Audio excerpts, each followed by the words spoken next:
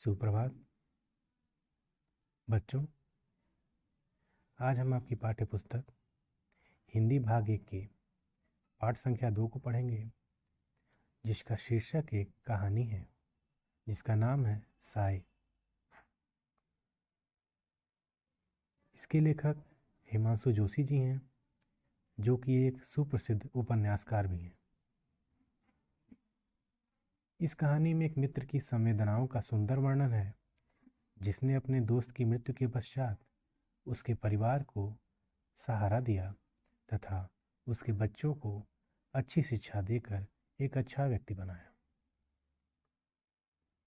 इस हृदयस्पर्शी कहानी से हमें यह प्रेरणा मिलती है कि हम आडंबर और दिखावे के बिना भी किसी की सहायता कर सकते हैं तथा उसके दुख दर्द को कम कर सकते हैं।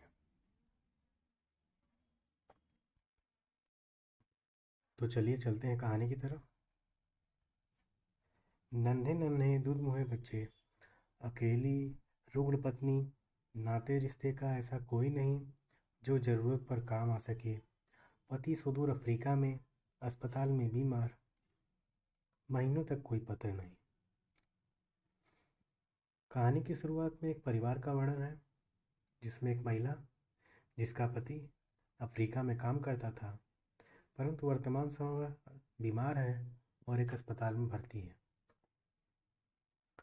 उसके आसपास उसके 3 छोटे छोटे बच्चे हैं तथा उसके परिवार में ऐसा कोई नहीं जो इस परिस्थिति में उसकी मदद कर सके। वह महिला रोगी है। हर रोज वे रंग बिरंगे टिकटों वाले पत्र की राह देखते, परंतु डाकिया भूल से भी इधर झांकता न था। उस परिवार के सदस्य रोज इसी ताक में रहते कि उनके मुखिया का कोई समाचार मिलेगा, उनके स्वास्थ्य का कोई हालचाल मिलेगा, परंतु ऐसा नहीं होता। पहले की भांति अब पत्र नहीं आते। काफ़ी समय बीत गए, कोई पत्र नहीं आया। हाँ, बहुत लंबे अरसे बाद एक पत्र एक दिन मिला। बड़ा अजीब सा था वह, बड़ा करुण। परंतु एक दिन अरसे का अर्थ होता है अंतराल। परंतु एक दिन लंबे अंतराल के बाद एक पत्र उस परिवार को मिला, परंतु वह बड़ा अजीब था और करुणा तथा दर्द से भरा हुआ। नैरोबी के किसी अस्पताल में लिखा था, रंग भेद के कारण पहले यूरोपियन लोगों के अस्पतालों में जगह नहीं मिली। इस अनावश्यक विलंब के कारण रोग काबू से बाहर हो गया। डॉक्टर ने ऑपरेशन की सलाह दी है, किंतु उसमें भी अब सार लगता नहीं। चंद दिनों की मेहमानदारी है, उसके बाद तुम लोगों का क्या होगा कुछ सूझता नहीं। जो पत्र मिला उसमें लिखा था, वह पत्र उस महिला के पति का था और उसमें लिखा था, नैरोबी जो दक्षिण अफ्रीका का एक स्थान है, नैरोबी के अस्पताल में वो भर्ती है, जहाँ से उसने पत्र लिखा है। उसने कारण बताया उसके रोग के बढ़ने का। उसने बताया कि अफ्रीका में रंग भेद का बोलबाला है, जिसके कारण गोरों को पहला स्थान तथा काले लोगों को निचला स्थान प्राप्त है, जिसके कारण जब उसकी तबीयत खराब हुई तब उसे यूरोपियन के अस्पतालों में भर्ती नहीं होने दिया गया और इसी देरी के कारण उसका रोग बढ़ता गया और काबू से बाहर हो गया। अब डॉक्टर ने ऑपरेशन की सलाह दी है, किंतु मुझे नहीं लगता कि इससे कोई फर्क पड़ेगा। मुझे लगता है मैं कुछ ही दिनों का मेहमान हूँ, अर्थात मैं ज़्यादा दिन जिंदा नहीं रहूँगा। अब यही सोचता रहता हूँ कि मेरे बाद तुम लोगों का क्या होगा। आगे कहता है पत्र में, पास होते तो भरोसा रखना, भगवान सबका रखवाला है, जिसने पैदा किया वह परवरिश भी करेगा। अब आगे पत्र में वो कहता है, काश इस मेरे अंतिम समय में हम सब साथ होते, पर भरोसा रखना, भगवान सबका रखवाला है, भगवान सबकी रक्षा करता है, जिसने पैदा किया वह परवरिश भी करेगा। परवरिश का अर्थ होता है पालन पोषण, वह कहता है भगवान सबकी रक्षा करेगा, जिसने पैदा किया है वह हमारा तुम्हारा पालन पोषण भी करेगा। पत्नी पत्र पढ़ती रोती, अबोध बच्चे रुलाई भरी आंखों से माँ का मुंह ताकते। पत्नी उस पत्र को पढ़कर समझ गई थी कि उसके पति की तबीयत काफ़ी खराब है और वह रोने लगी। परंतु बच्चे अबोध काठ जिसे कोई बोध न हो। बच्चे छोटे थे, उनको पता नहीं था कि उस पत्र में क्या लिखा है, परंतु अपनी माँ की आंखों में आंसू देखकर उनको इतना पता था कि कोई तकलीफ है। इस कारण उनकी आंखों में भी आंसू आ गए। ऐसा दुखद समाचार पाकर उस परिवार के होश उड़ गए। ऐसे में फिर चिट्ठियाँ पर चिट्ठियाँ लिखी उन्होंने, और तार। तब कहीं केन्या की मुहर लगा एक विदेशी लिफाफा मिला। लिखा था, परमात्मा का ही चमत्कार है, हालत सुधर रही है, एक नया जन्म मिला है। चिट्ठियाँ और तार में क्या अंतर है, इसे समझने की जरूरत है। चिट्ठियाँ हम स्वतः अपने हाथों से लिखकर पोस्ट ऑफिस में जमा कर सकते हैं, जिस पे लिखे पते पर वह पहुंचा दी जाती है। परंतु तार या टेलीग्राम, इसमें हम पोस्ट ऑफिस के क्लर्क के पास जाते हैं और जो हमें चिट्ठी में लिखना है हम उसे बताते हैं, वह टाइप करता है और वही टाइप किया हुआ पेज नज़दीकी पोस्ट ऑफिस जहां हमें भेजना है उस तार को, वहां पे वो भेज देता है, जिससे वह चिट्ठी काफ़ी कम समय में आपके गंतव्य तक पहुंच जाती है। तो ये था चिट्ठी और तार में अंतर। अब ऐसा समाचार पाकर कि उसके पति की तबीयत खराब है, उसने चिट्ठियाँ डाली, फिर तार डाला। तब कहीं जाकर केन्या की मुहर लगा एक विदेशी लिफाफा मिला। उसमें लिखा था, ईश्वर का चमत्कार है, मेरी हालत सुधर रही है, ऐसा लगता है मुझे नया जन्म मिला है। थोड़े दिनों बाद फिर पत्र आया, पहले की तरह किसी से बोलकर लिखवाया हुआ। हालत पहले से अच्छी है, चिंता की कोई बात नहीं। पहले की ही भांति एक और पत्र आया, जो पिछले पत्र की तरह किसी और से लिखवाया गया था। उसमें लिखा था, मेरी हालत अच्छी हो रही है पहले से, अब चिंता की कोई बात नहीं है। और पहले की तरह कुछ रुपए भी उसके साथ आए।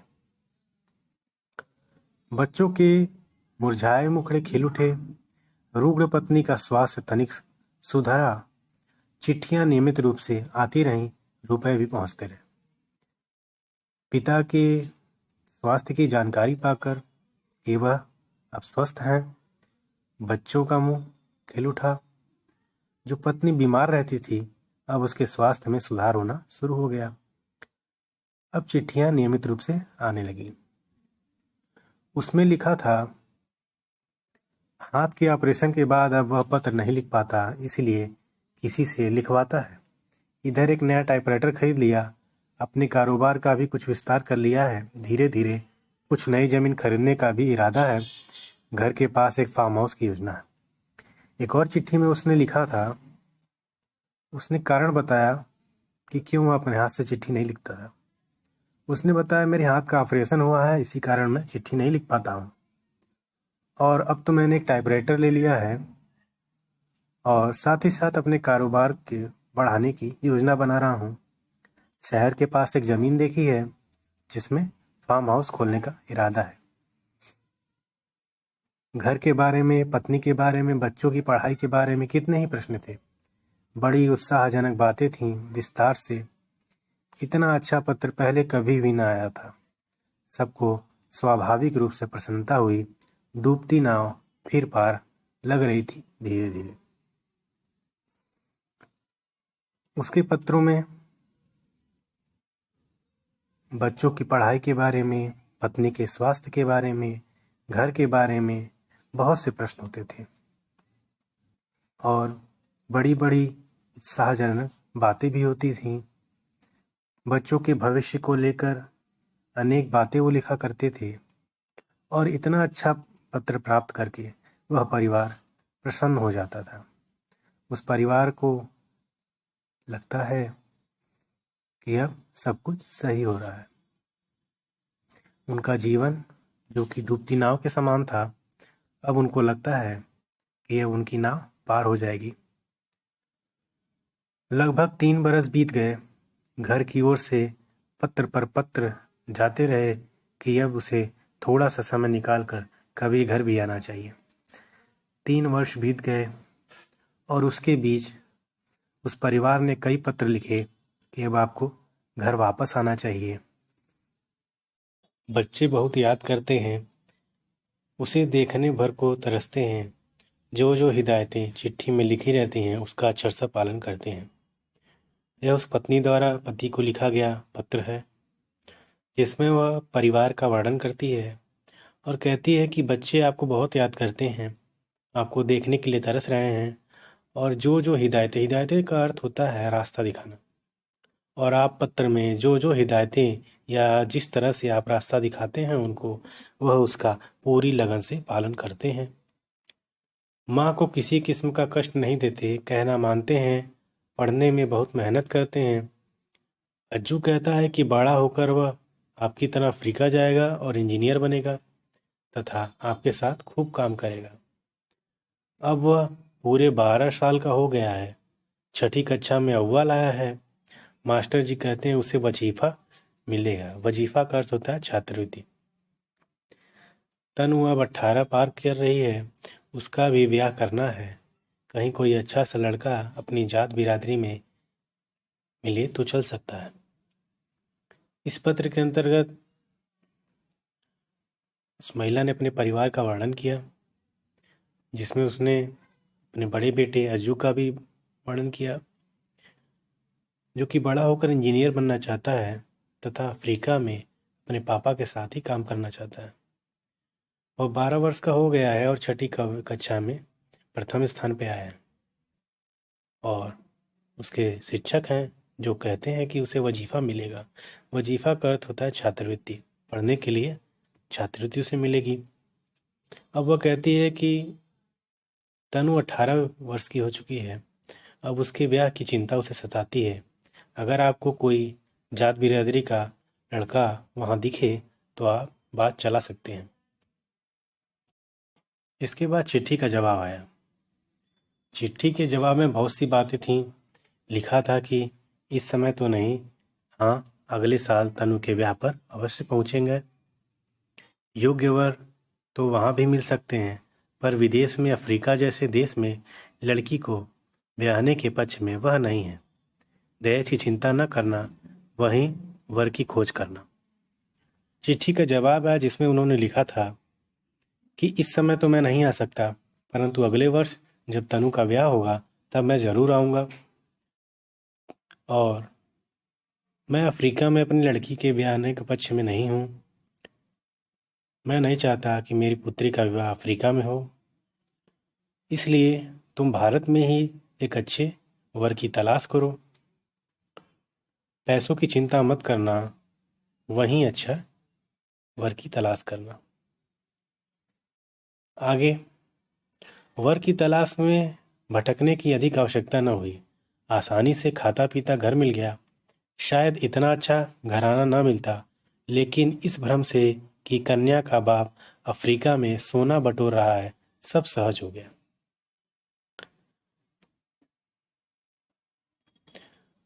तनु के परिवार को तनु के लिए वर खोजने में ज़्यादा मुश्किल नहीं आई। आसानी से उसे खाता पीता घर, मतलब पैसे वाला घर, आसानी से उसे एक पैसे वाला घर, संपन्न घर मिल गया। अब कह रहे हैं शायद इतना अच्छा घराना ना मिलता, हो सकता है इतना अच्छा घर ना मिलता, लेकिन उन्हें भ्रम था कि लड़की का जो पिता है वह अफ्रीका में सोना बटोर रहा है। सोना बटोरना का अर्थ होता है ढेर सारे पैसे कमाना। उनको भ्रम था कि लड़की का पिता ढेर सारा पैसा कमा रहा है, और इसी कारण सब आसान हो गया। शादी की तिथि निश्चित हो गई। नैरोबी से पत्र आया कि वह समय से पहुंच रहा है। गहने कपड़े सब बनवा कर वह साथ लाएगा, लेकिन शादी के समय वह चाहकर भी पहुंच नहीं पाया। शादी की तारीखें तय हो गई, और इसी बीच दक्षिण अफ्रीका से अज्जू के पिता का पत्र आया कि वह शादी में आ रहा है और साथ में कपड़े गहने भी ला रहा है, परंतु किन्हीं कारणों से वह शादी में भी न आ सका था। उसके उपरांत विवशताओं से भरा लंबा पत्र आया कि इस बीच जो नया कारोबार शुरू किया है उसमें मजदूरों की हड़ताल चल रही है। ऐसे संकट के समय यह सब छोड़कर वह कैसे आ सकता है। हाँ, गहने कपड़े और रुपए भिजवा दिए हैं। वर वधू के चित्र उसे अवश्य भेजें, वह प्रतीक्षा करेगा। और उसने अपने न आने का कारण भी लिखा कि जो उसने नया कारोबार शुरू किया था उसमें किसी कारण से मजदूरों की हड़ताल चल रही है और ऐसे संकट के समय में वह यह सब कुछ छोड़ के नहीं आ सकता, क्योंकि बड़ी मेहनत से उसने यह कारोबार शुरू किया है। आगे वह कहता है कि गहने कपड़े और रुपए मैंने भिजवा दिए हैं और शादी के बाद वर वधू के जो चित्र हैं वो मुझे अवश्य भेजें। खैर, ब्याह हो गया धूमधाम के साथ। विवाह के सारे चित्र भी भेज दिए। अज्जू ने इस वर्ष कई इनाम जीते। हाई स्कूल की परीक्षा में जिले में सर्वप्रथम रहा। खेलों में भी पहला। बहुत से सर्टिफिकेट मिले, वजीफा मिला। इनाम में मेरी सारी वस्तुओं की फोटो वे पापा को भेजना ना भूले।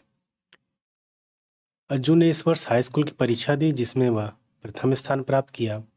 साथ ही साथ जिले में भी उसका स्थान प्रथम रहा। इसके ही साथ वह खेलों में भी प्रथम स्थान प्राप्त किया और इसके बाद उसे सर्टिफिकेट का हिंदी रूप होता है प्रमाण पत्र, और इसके बाद उसे बहुत से प्रमाण पत्र मिले, वजीफा अर्थात छात्रवृत्ति मिली, और ये सब वस्तुओं की फोटो वो अपने पापा को भेजना नहीं भूला। अज्जू की इस सफलता के बाद उसके पिता खुश हुए और बदले में उसे कीमती कैमरा दिया, गर्म सूट के कपड़ा, सुंदर घड़ी और मर्म स्पर्शी पत्र भेजा। मर्म स्पर्श से मतलब होता है हृदय को छू लेने। उस पत्र में लिखा था कि वह बच्चों की उम्मीद पर ही जिंदा है। पत्नी का स्वास्थ्य अच्छा रहना चाहिए, बच्चे इसी तरह नाम रोशन करते रहें, उनके सहारे वह जिंदगी की डोर कुछ और लंबी खींच लेगा। यह सहारा कारोबार उन्हीं के लिए तो है। अनेक वादे करने पर भी घर आना संभव न हो पाता। हर बार कुछ न कुछ अड़चने आ जाती और उनका आना स्थगित हो जाता। अज्जू के पिता हर बार वादा करते कि इस बार वो घर आएंगे, पर कोई न कोई ऐसी समस्या आ जाती जिससे वह आ नहीं पाते। समय पंख बांधकर उड़ता रहा अबाध गति से। का तात्पर्य यह है कि समय बहुत तीव्र गति से बीतता गया, पर उसके पिता घर वापस नहीं आ पाए। बच्चों ने लिखा कि यदि उसका घर आना कठिन है तो वे सब अफ्रीका आने की सोच रहे हैं। अब बच्चों ने पिता को एक पत्र लिखा जिसमें उन्होंने लिखा था कि अगर उनका आना यहाँ पे कठिन है तो वही अफ्रीका आ जाएंगे और कुछ वर्ष वहीं पर बिता लेंगे। उत्तर में केवल इतना ही था कि काम बहुत बढ़ गया है।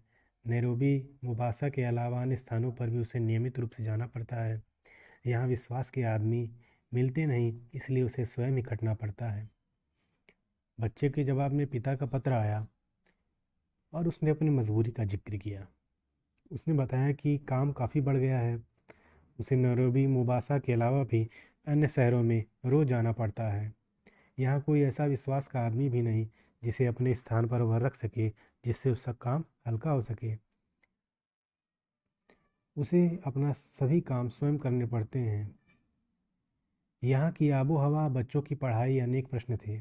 इसके साथ ही साथ उसने वहाँ के वातावरण के बारे में वर्णन किया जिसमें बच्चों की पढ़ाई नहीं हो सकती, और अनेक बातें लिखी थी। अज्जू जब तक पढ़ाई पूरी नहीं कर लेता तब तक कुछ नहीं हो सकता। समय निकालकर कभी वह स्वयं घर पर आने का प्रयास करेगा। बच्चों को बहुत याद आती है, घर की बहुत याद आती है, लेकिन व्यवस्था के लिए क्या किया जाए। इसके आगे उसने लिखा था कि अज्जू जब तक पढ़ाई पूरी नहीं कर लेता तब तक ऐसी ही समस्याएं रहेंगी। समय निकाल कर वह खुद ही प्रयास करेगा कभी घर आने की। उसे बच्चों की बहुत याद आती है, घर की भी बहुत याद आती है, परंतु वह विवश है कि नहीं आ पा रहा। अंत में एक दिन वह भी आ पहुंचा। अब अज्जू ने अपनी पढ़ाई पूरी कर ली। कहीं अच्छी नौकरी की तलाश शुरू हुई, पर पिता के अब भी घर आने की संभावना न दिखी तो उसने लिखा, अम्मा बीमार रहती है, एक बार अंतिम बार देखना चाहती है। यह समय भी आ गया कि अज्जू ने अपनी पढ़ाई पूरी कर ली। अब वो नौकरी के तलाश में था, परंतु उसे एक चिंता सताती थी कि उसके पिता अभी तक घर नहीं आ पाए। इसलिए उसने एक पत्र लिखा जिसमें उसने लिखा था कि माँ बीमार रहती है और एक बार अंतिम दर्शन आपके करना चाहती है। प्रत्युत्तर में विस्तृत पत्र मिला, इलाज के लिए रुपए भी मिल गए, परंतु इस बार अज्जू ने जाने का कार्यक्रम बना लिया, अकस्मात पहुंचकर पापा को चौंकाने की पूरी योजना। अज्जू के पत्र के उत्तर में पिता का पत्र आया, जिसमें उन्होंने कुछ रुपए दिए इलाज के लिए और विस्तृत बातें लिखी, ढेर सारी बातें भी लिखी, अपने न आने का कारण भी बताया। परंतु इस बार अज्जू नहीं माना। उसने सोचा कि वह दक्षिण अफ्रीका अपने पिता के पास पहुंचकर उन्हें चौंका देगा। अज्जू ने टिकट खरीद लिया, पासपोर्ट वीज़ा भी बनवा लिया और एक दिन दिल्ली से वह विमान के लिए रवाना हो गया। उसके मन में एक गहरी उत्कंठा थी कि पापा उसे देखकर कितने चकित होंगे। उन्होंने कल्पना भी न की होगी कि एकाएक वह इतनी दूर एक दूसरे देश में इतनी आसानी से आ जाएगा। उनकी निगाहों में तो अभी भी वह उतना ही छोटा होगा जब वह निक्कर पहनकर आंगन में गुल्ली डंडा खेलता था। दिल्ली से अफ्रीका जाते समय अज्जू के मन में काफ़ी आशंकाएं थी। वह यही सोचता रहता कि उसके पिता उसे देखकर कैसा अनुभव करेंगे, वह उसे पहचान पाएंगे या नहीं, क्योंकि उन्होंने उसे सिर्फ बचपन में ही देखा था जब वह छोटा सा था और आंगन में गुल्ली डंडा खेलता था। नैरोबी के हवाई अड्डे पर उतरकर वह सीधा उस पते पर गया जो पत्र में दिया हुआ था, परंतु वहाँ ताला लगा था। हाँ, उसके पिता की पुरानी धुंधली नेम प्लेट अवश्य लगी थी। नैरोबी पहुँचते ही अज्जू हवाई अड्डे से उतरा और सीधा उसी पते पे गया जिस पते से उसे पत्र आते थे। वहाँ जाकर उसने देखा एक घर है जिस पर उसके पिता की नेम प्लेट लगी है, जो कि धुंधली हो गई है, यानी पुरानी हो गई है। आसपास उसने पूछा तो पता चला कि एक वृद्ध भारतीय और प्रवासी अवश्य वहाँ रहते हैं। रात को देर से दफ्तर से घर लौटते हैं, किसी से मिलते जुलते नहीं, निपट अकेले हैं। उसने आसपास जब पूछा कि इस घर में कौन रहता है तो उसके पड़ोसियों ने बताया, यहाँ एक बूढ़े भारतीय अप्रवासी। अप्रवासी का अर्थ होता है काम के सिलसिले में किसी अन्य देश में बस जाने वाले लोगों को कहा गया प्रवासी। तो पड़ोसियों ने बताया कि हाँ, यहाँ एक वृद्ध मतलब बूढ़े भारतीय अप्रवासी रहते हैं जो रात में देर से दफ्तर से आते हैं, किसी से मिलते भी जुलते भी नहीं, किसी से लगाव वो नहीं रखते, निपट अकेले हैं। इसका अर्थ होता है एकदम अकेले।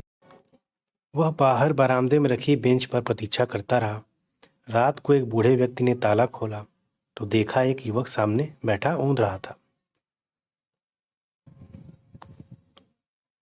उसका नाम धाम पूछा तो उसे अपनी बाहों में भर लिया, बड़े उत्साह से स्वागत किया। भोजन के बाद वे उसे अपने कमरे में ले गए, दीवार की ओर इंगित किया और एक चित्र दिखाया जिसमें एक माँ की गोद में एक बच्चा खेल रहा था। अज्जू जब अपने पिता की प्रतीक्षा में उसके घर के बाहर डेस्क पर बैठा था, तब रात के समय एक वृद्ध व्यक्ति उस घर का ताला खोलने लगा और उस वृद्ध ने अज्जू को देखा तो उससे उसका नाम पूछा, और जब अज्जू ने अपना नाम बताया तो वह उसे खुशी से अपने गले लगा लिया और बड़े उत्साह के साथ उसे अपने घर में ले गया। उसे खाना खिलाया और एक कमरे में लगा हुआ एक चित्र दिखाया जिसमें एक बच्चा अपनी माँ की गोद में खेल रहा है, और उससे यह भी पूछा कि यह चित्र किसका है।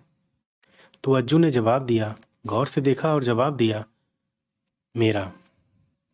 यह सुनकर वह वृद्ध जोर से मुस्कुराया और बोला, मेरे बच्चे, तुम इतने बड़े हो गए, सच? इतने साल बीत गए जैसे कल की बात है। उन्होंने उसके चेहरे की ओर देखा। तुम शायद नहीं जानते, तुम्हारे पिता का मैं कितना जिगरी दोस्त हूँ। कितने लंबे समय तक हम साथ साथ रहे, दो दोस्तों की तरह नहीं, सगे भाइयों की तरह। उसी ने मुझे हिंदुस्तान से यहाँ बुलाया था, बड़ी लगन से सारा काम सिखाया था। अब उस वृद्ध ने अज्जू को अपना परिचय दिया, बताया कि तुम इतने बड़े हो गए, ऐसा लगता है जैसे कल की ही बात हो। समय इतनी तेजी से बदल गया। तुमको नहीं पता कि मैं तुम्हारे पिता का कितना जिगरी दोस्त ही नहीं, बल्कि एक भाई हूँ। हम दोनों दोस्त के साथ साथ एक भाई थे। तुम्हारे पिता ने ही मुझे हिंदुस्तान से यहाँ बुलाया और बड़ी मेहनत से काम सिखाया था। हम दोनों ने साझे में यह कारोबार शुरू किया। नैरोबी की आज यह बहुत अच्छी फर्म है। उसने कहा कि हम दोनों ने साझेदारी में एक व्यवसाय शुरू किया था, जो आज काफ़ी विकसित कर चुकी है। आगे वो कहते हैं कि यह सब उसकी ही बदौलत है। वह अज्जू से कहते हैं कि नैरोबी में जो इतना बड़ा कारोबार है, ये उसके पिता की ही बदौलत है।